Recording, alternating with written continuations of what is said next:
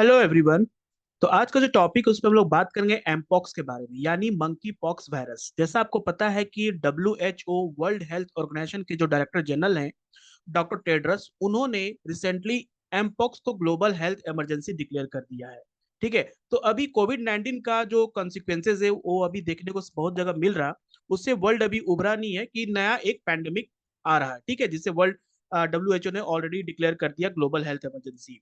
तो क्या इंडिया इस ग्लोबल हेल्थ इमरजेंसी के लिए प्रिपेयर्ड है, कितना प्रिपेयर्ड है? इसके लिए हमारे हेल्थ मिनिस्टर जो है, यूनियन हेल्थ मिनिस्टर, उन्होंने एक मीटिंग की और वहां पर इंडियन काउंसिल मेडिकल रिसर्च के टीम, सभी जो एक्सपर्ट है उनसे बात किया और किन किन चीजों पे हमें ध्यान देना है जिससे कि हम इस पैंडेमिक को अपने कंट्री में ज्यादा से ज्यादा फैलने से रोक सके। तो चलिए इस वीडियो में सारी चीजों पे बात करेंगे।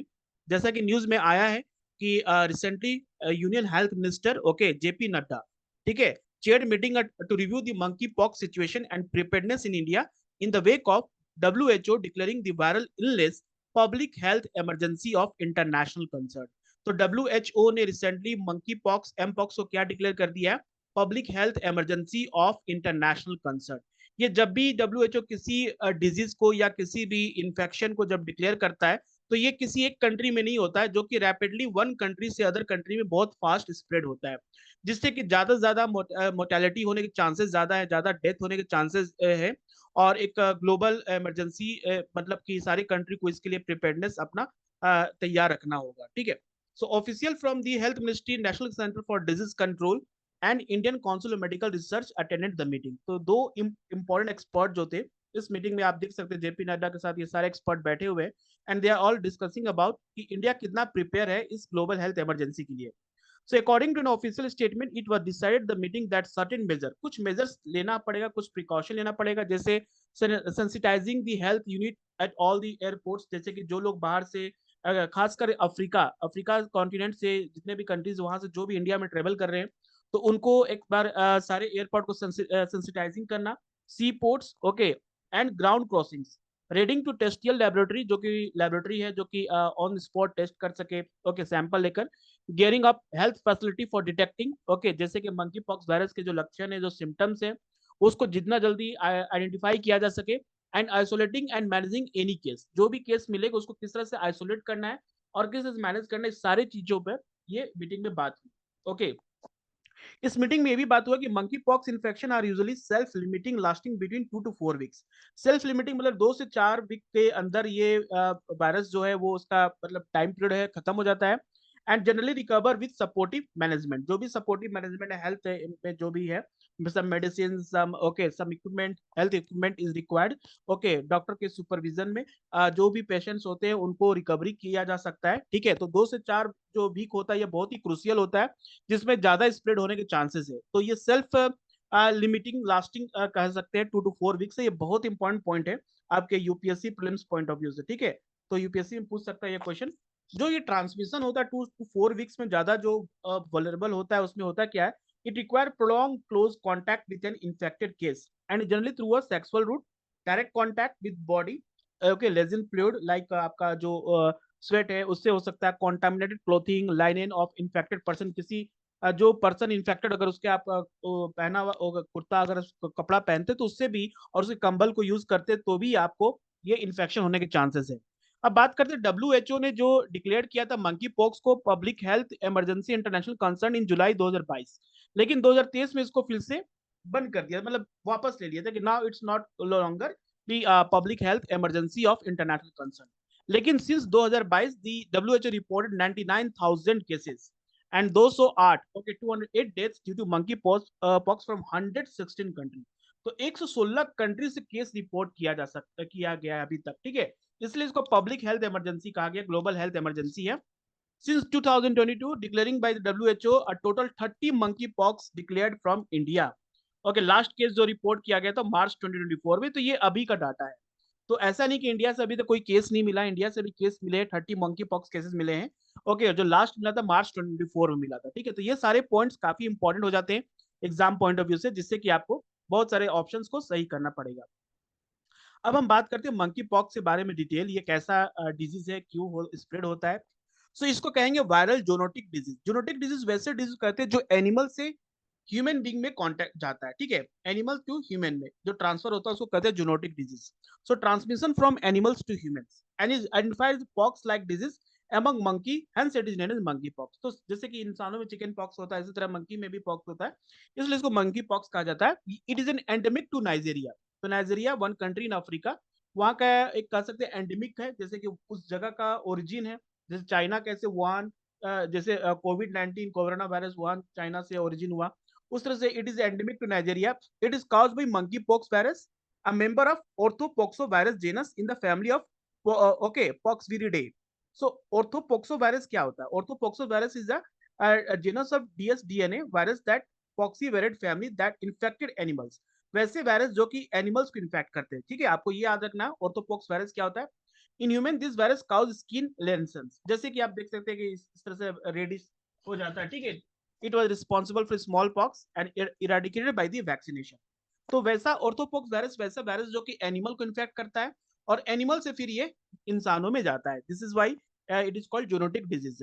The natural host of the virus remain undefined. Okay, ऐसा नहीं है कि एक पार्टिकुलर स्पीसीज है, but has been report with many animals. बहुत सारे एनिमल से ये ट्रांसफर होता है, जैसे कि कर सकते हैं virus include monkey and apes, okay, a variety of rodents including rat, mice, squirrel, okay, prairie dogs and rabbits, ये सारे से भी ये स्प्रेड होता है। तो ये एग्जाम में याद रहेगा ट्रांसमिशन, क्योंकि कोई भी डिजीज कैसे ट्रांसफर होता है उस पर क्वेश्चन पूछता है हमेशा, तो ये इंपॉर्टेंट है। द नेम वॉज चेंज, अब इसका मंकी पॉक्स से एमपॉक्स कर दिया गया है। क्यों किया गया है? To avoid stigma towards monkey. अब मंकी किसे क्या, मंकी पॉक्स लोग बंदरों से दूर भागना शुरू करेंगे, बंदरों को मारना शुरू कर देंगे, तो उससे क्या होगा, ज्यादा से ज्यादा एनिमल क्रूरल्टी बढ़ेगा, तो इसलिए इसको एमपॉक्स कर दिया गया ताकि लोग इससे मंकी से ज्यादा रिलेट ना करें, ठीक है। हालांकि ओरिजिन मंकी से हुआ, लेकिन इसको स्टिग्मा जो है ना लोगों के प्रति, जो जानवर के प्रति जो क्रूरता हो सकता है, बढ़ सकता है इन फ्यूचर, इसलिए इसको मंकी पॉक्स से एमपॉक्स किया गया and reflect the virus direct human in effectivity. Okay, आगे बढ़ते हैं, इसमें देखते हैं कि ये इसके सिम्टम्स क्या है, ठीक है, क्या क्या है आउटब्रेक। तो इसका ओरिजिन कहाँ से हुआ उस पर हम लोग बात करेंगे। तो सबसे पहले बात कर लेते हैं, it was first reported in 1958। याद रहे ईयर, ईयर बहुत जरूरी है। In monkey in the democratic republic of Congo and in human in 1970 also in DRS. Okay, democratic republic of Congo से पहले तो ये मंकी में 1958 में डिटेक्ट हुआ था, उसके बाद फिर इंसानों में 1970 में सेम कंट्री से हुआ था, ठीक है। तो ये दोनों डेट इंपॉर्टेंट है। In 2017, Nigeria experienced the largest documented outbreak 40 years after the last confirmed case. So 2017 में नाइजीरिया में बहुत ज्यादा ये केस आउटब्रेक हुआ था, जिससे ग्लोबली लोग इसके बारे में जान सके थे। ये मंकी पॉक्स वायरस है जो कि इस तरह का होता है, जो मंकी टू इंसानों में जाता है। Subsequently, the disease has been reported in many West and Central African countries. अभी क्या है, it is now emerging as serious concern this year after surging cases in Africa and middle east. अभी क्या है कि ये ज्यादा मतलब कि दो अफ्रीका और मिडिल ईस्ट कंट्रीज ज्यादा केसेस मिल रहे हैं। It is also spreading other part of the world with the latest case being reported in Pakistan Khyber, okay, Pakhtunkhwa, where the people were detected with mpox by health official in the region. तो जो लोग Africa और middle east से travel कर रहे हैं उनमें ये ज्यादा सिम्टम्स देखने को मिल रहा है। तो इंडिया में बहुत से लोग ट्रेवल करते, तो क्या इंडिया इसके लिए तैयार है या नहीं, उस पर ये मीटिंग हुआ था, ठीक है। सिम्टम्स क्या, सिम्टम्स उसके हैं like rash, okay, red rash that looks a lot like a chicken pox. Chicken pox जिस तरह से होता है आप देख सकते हैं इंसानों में, उस तरह से ये दिखता है। Fever, okay, malaise and headache for monkey pox are usually more severe than chicken pox infection. Chicken pox infection में जो होता है उससे काफी ज्यादा सीवियर इसमें देखने को मिलता है। In the early stage of the disease monkey pox can be distinguished from small pox because the lymph gland get enlarge. Lymph gland जो कि पूरे बॉडी से कनेक्टेड होता है, दैट बिकम मोर इनलार्ज, तो इसको स्मॉल पॉक्स से declare, इसको अलग मतलब कि डिस्टिंग्विश किया जा सकता है। ट्रांसमिशन कैसे हम लोग देख लिया, थ्रू डायरेक्ट कांटेक्ट होता है, blood, bodily fluid, okay, cutaneous और mucosal lesions of an infected animal, eating inadequately cooked meat of infected animal. ये भी एक सबसे बड़ा रीजन है कि आप inadequately cooked meat of infected animals तो उससे खाते हैं, तो उससे भी होता है। ह्यूमन टू ह्यूमन ट्रांसमिशन होता है, it can result from close contact with infected respiratory tract secretion, skin lesions of an infected person और object recently contaminated by a patient fluid और लेजन मटेरियल, ठीक है। तो ये एनिमल टू ह्यूमन में होता है, ह्यूमन टू ह्यूमन में भी होता है कॉन्टैक्ट। इस बात को आप जरूर जरूर ध्यान रखना, ठीक है। एग्जाम में ये सारे पॉइंट्स फिल्म से काफी इंपॉर्टेंट है। ना जैसे कि अभी WHO ने इसको डिक्लेयर कर दिया public health emergency for international concern. तो इसके पीछे रीजन क्या है? तो सबसे पहले हम लोग जानेंगे कि जो एमपॉक्स होते हैं वो दो टाइप के होते हैं, ठीक है। एक होता है clade 1 and clade 2। Now again very important question for prelims, they can ask you clade 1 and clade 2 recently it was in news, this two are associated with which of the following. तो ये clad 1 और clad 2 क्या है? ये monkey pox के दो categories है। There are two type of viruses. One clade 1 is originate in central Africa, clade 2 is originate in west Africa. तो ये दो क्लैड 1 क्लैड 2 इसके दो पार्ट है। सो डिस्कवरी ऑफ न्यू टाइप कौन? Clad 1B। अभी जो डिस्कवरी हुआ क्लैड 1B का डिस्कवरी हुआ, this new variant of clade 1B is spreading more through sexual contact. Okay, unlike previous strain that mainly spread through animal to human transmission. तो जो पहले जो था उससे ये काफी डेंजरस मिला है, कर सकते हैं कि काफी खतरनाक है ये, जो कि सेक्सुअल कांटेक्ट स्प्रेड हो रहा है। एक्सपोनेंशियल इंक्रीज इन स्प्रेड, जो कि ये काफी ज्यादा तेजी से जो केस है वो स्प्रेड हो रहा है from 2008 death globally since 2022। The virus has been mutating and diversifying making it harder to control. तो इसलिए इसका ग्लोबल हेल्थ इमरजेंसी डिक्लेयर किया गया। New area of geographic spread, जहां पर अफ्रीका था, अब जाके clade 1B from Burundi, Kenya, Rwanda, Uganda, मतलब ऐसे कंट्रीज में भी स्प्रेड हो रहे हैं, आसपास के कंट्री में भी, नेबरिंग कंट्रीज में भी स्प्रेड हो रहे हैं वेरी फास्ट। और आपको पता है ग्लोबलाइजेशन एरा में लोग किस तरह से एक दूसरे से कनेक्ट रहते हैं। तो ये एमपॉक्स केसेस क्या है कि other part of the world में भी देखने को मिल सकता है, इसलिए इसको ग्लोबल हेल्थ इमरजेंसी डिक्लेयर किया गया। तो क्या इसके लिए कोई वैक्सीन है हमारे पास और कि जिससे इसको कंट्रोल किया जा सके? तो two vaccine are recommend by the WHO for mpox ने दो वैक्सीन को डिक्लेयर किया है। Okay, it is working to ensure vaccine are available in low income country through emergency listing and partnership. जैसे कि अफ्रीकन कंट्री काफी poor country और वहां पर सबसे ज्यादा केस को रिपोर्ट किया जा रहा है। तो WHO यही चाह रहा है कि इस कंट्रीज में, लो डेवलपिंग कंट्रीज है, इनकम कंट्रीज है, यहाँ पर भी वैक्सीन एडिक्वेट अमाउंट में मिले और कम दामों में। So WHO and health expert emphasize the need for coordinating global response to prevent further spread and potential fatalities। तो सबसे इंपॉर्टेंट क्या है कि इसको कितना भी दूर इसको मतलब फैलने से बचाना है और जितना जल्दी हो सके इसको कंट्रोल कर लेना है। नेक्स्ट बात करते हैं कि public health emergency of international concern होता क्या है, किस किस डिजीज को अभी तक ये public health international concern declare किया गया है।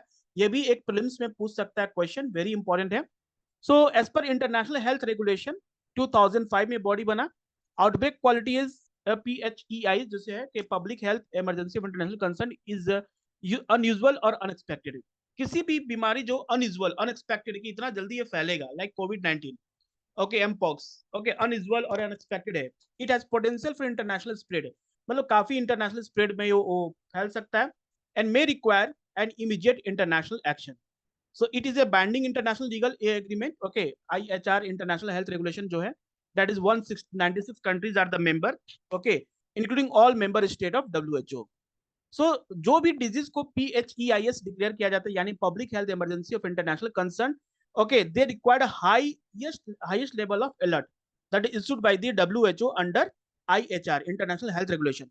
So since 2009 WHO has declared 7 international public health emergency including H1N1 influenza pandemic, polio outbreak, Ebola outbreak West Africa, Zika epidemic, Ebola outbreak Congo, COVID-19 and mpox। बहुत important है for prelims point of view. Prelims में आपसे question पूछ सकता है which the following okay it's important disease declared by WHO as a public health emergency for international concern। 7 disease है, okay, H1N1 influenza है, polio है, Ebola outbreak है, ठीक है, जिका पैंडेमिक, कोविड-19, एमपॉक्स। ठीक है, तो ये एग्जाम पॉइंट ऑफ व्यू से काफी इंपॉर्टेंट है। ठीक है, तो ये सारी चीज को भी आपको पढ़ना है जिससे कि प्रीलिम्स में कोई भी क्वेश्चन ना छूटे। सो ये बता दे कि ये साइंस एंड टेक्नोलॉजी का पार्ट है। Okay, so I hope this video help you to understand this current affair news and some static portion also, so that you are able to solve a good number of questions. So if you are watching this video, okay, so please subscribe this channel for more update, क्योंकि इस channel पे आपको सारे video में कुछ ना कुछ knowledge मिलेंगे, सीखने के बाद मिलेंगे, कहीं पर कोई बकवास नहीं की जाती है। इस चैनल को आप सब्सक्राइब जरूर से करें, जो भी वीडियो आएंगे आपके एग्जाम पॉइंट ऑफ से काफी इंपॉर्टेंट होंगे। Okay, thank you everyone.